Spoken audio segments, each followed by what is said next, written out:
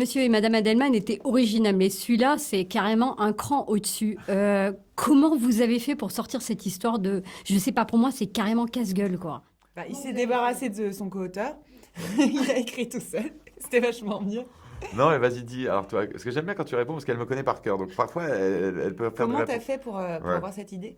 En fait, je crois vraiment que les gens très créatifs, ou même pas les gens très créatifs, ceux qui aiment bien rêver, juste tout simplement, ont plein d'idées farfelues. Quand on se prend à rêver, moi toute seule dans ma chambre, j'imagine plein de trucs bizarres, et plein de gens même pas si créatifs. Mais quand on a du talent comme Nicolas en plus, eh ben on en fait quelque chose de construit. On a une idée étrange, et puis on arrive à construire quelque chose autour qui fait sens. Voilà, c'est comme ça que tu as eu l'idée. Voilà. Non, mais je me demande sur un plan de travail, comment on fait? Parce que c'est vraiment casse-gueule pour moi, ouais, l'écriture. Ben, écoutez, non, je n'ai pas. On m'a posé la question plusieurs fois. Est-ce qu'il y avait un énorme travail de gestation, de structure, de plan et tout ça? Non, non, j'ai passé plusieurs semaines avec cette histoire en tête. Je me vois faire traverser Paris en scooter avec de la musique, nager, faire plein de trucs avec cette histoire qui se construisait au fur et à mesure. Et au moment où j'ai attaqué l'écriture, le plan était là, instinctif, viscéral, la présentation des personnages. Je savais que je voulais commencer au 19e. Les choses étaient là. Après, elles étaient là. Il a fallu évidemment tout remettre en ordre, couper. Les premières versions en général font autour de 170, 180 pages, moi. Je dis ça parce que j'ai fait 3 films. Enfin, j'ai écrit 3 films.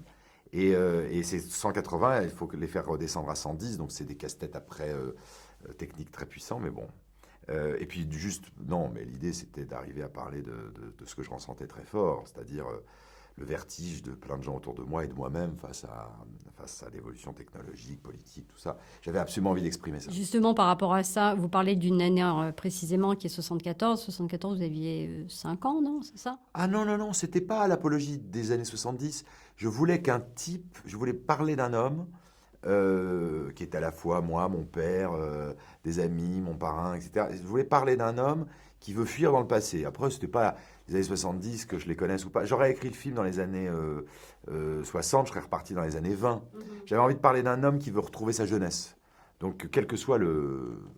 Après, j'ai plaisir à filmer les années 70, ça c'est vrai. Mais est-ce que vous êtes quelqu'un, est-ce que vous vous identifiez au personnage avec Oui. cette nostalgie? Oui, oui, oui, oui. J'ai toujours aimé les films en costume, les romans du 19e. Je me balade beaucoup dans le passé. Moi, j'ai un truc avec le passé très fort. Très, très fort. Je regarde des documentaires tout le temps sur les surréalistes. Oui, je trouve toujours que c'était un peu mieux avant, moi. Mais après, le film ne dit pas ça, hein, heureusement, parce que je suis aussi... vous me parliez d'Instagram. Vous utilisez donc beaucoup, donc vous Voilà. aimez les nouvelles technologies aussi. Moi, je crois que je suis comme beaucoup de gens. Doria aussi, sans doute. On est Je suis comme paradoxal. beaucoup de gens, moi. Ouais. Oui, je voulais te le dire depuis longtemps. T'es exactement comme tout le monde. On est contradictoire. Ouais. On est camé au smartphone, ou je sais pas quoi, et en même temps, on est consterné par soi-même. Ouais. Moi, le moment où je me méprise le plus, c'est quand quand je suis dans un restaurant et que je dois aller faire pipi. Faut pas trop dire en interview faire pipi. C'est pas le moment le plus gracieux de l'interview. Que je vais aux toilettes et que On pourra couper ce Ouais. passage. et que je fais la moitié du chemin pour aller là-bas et que je reviens à la table pour chercher mon portable parce que je me dis que les 2 minutes que je vais passer avec pourtant qui sont pas très très longues, Vous pouvez les mater. je vais quand même à un moment regarder un truc d'actu ou répondre à un texto quelque chose comme ça. Ouais, c'est trop accro, ça. Ouais, peut-être que c'est une façon de ne pas vouloir regarder mon sexe. Ouais. Ah, pas mal. Il vous a offert un deuxième rôle, je dis pas encore plus beau, parce que le précédent était très beau. C'était plus facile cette fois-ci de tourner avec lui? Oui.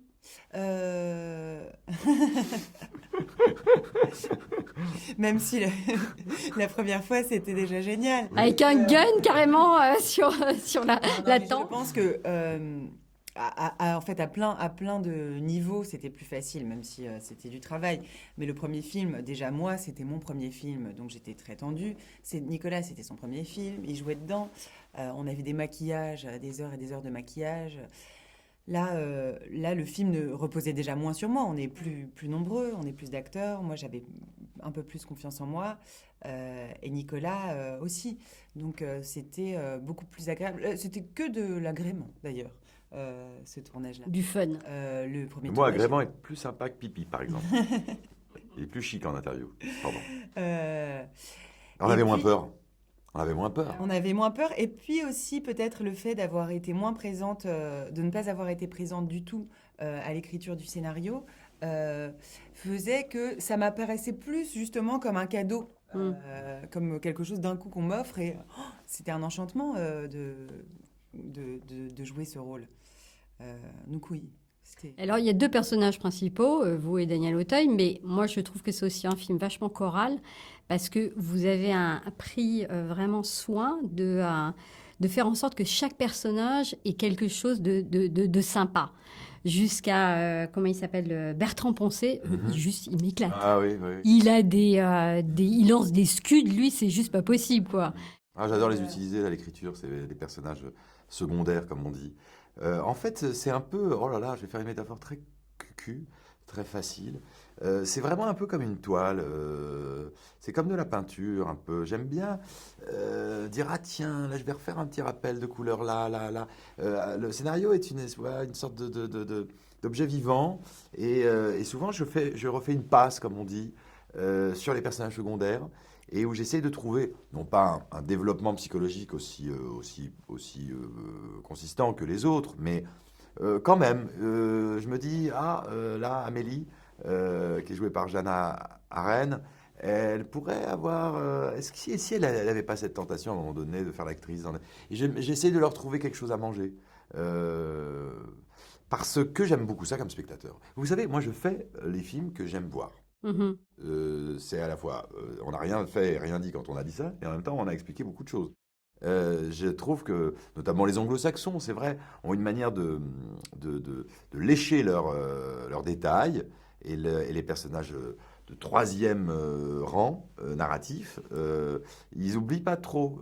Sinon, à ce moment-là, c'est des figurants. Parce qu'en plus, c'est des cachets, vous savez, les seconds rôles. Il faut que ça serve à quelque chose. Ça sert à rien de remplir le budget, d'alourdir le budget pour rien. Donc, puis alors, c'est des personnages super parce que quand tout d'un coup, il y a par exemple cette scène auquel je tenais énormément et qui était une scène que je trouvais difficile pour Doria, pour moi, pour tout le monde. La scène où il y a une sorte de triangulaire, où elle dit des choses à Guillaume Canet à travers ce qu'elle joue avec Daniel Auteuil dans le café. C'était très lourd, tout ça, c'était très pesant et ça pouvait être un peu mélo. Et moi, souvent, ce que je fais quand c'est un peu mélo, c'est que je fais parler Bertrand Poncet ou Amélie ou un truc en disant, ah, voilà, disons, elle est super émouvante. Hein. Je m'amuse un peu parce que je Non, mais c'est ça, en fait, le film oscille en permanence entre l'émouvant et moi, le comique. Enfin, je veux dire, quand il sort cette phrase, s'il se tire une balle dans la tête, vous ne me le dites pas, ça me fait juste hurler de rire. Alors qu'avant, on est là, on est prêt à pleurer, on a la boule dans la gorge. Bah là, pareil, voilà, c'est qu'à un moment où moi, je dois sentir instinctivement une sorte de petit premier degré, un peu trop, que j'aime beaucoup, hein, d'autre part. Et je cherche un espèce de petit point de chute, un petit point de fuite plutôt. Mais c'est pas vous, ça, c'est pas votre Si, personnalité. complètement. Ben voilà, on a tout dit. Ouais. Mais elle est un peu comme ça aussi. Bah oui, on mais peut je se faire pense une grande qu'elle est- déclaration et hop, une petite Ouais. vanne. 8 minutes, 22 secondes d'applaudissements à Cannes. C'est énorme. Ah oui, quand on y est, c'est très très long, effectivement. Énorme. C'est C'est long. c'est assourdissant même, on ne sait plus. Il y a une première phase où on est enchanté d'être applaudi parce que truc, et puis après on se dit c'est long quand même, ben dis donc. Et puis après on se dit mais on en est, ça fait combien de temps on est un peu, ouais, comme enivré, on ne sait plus.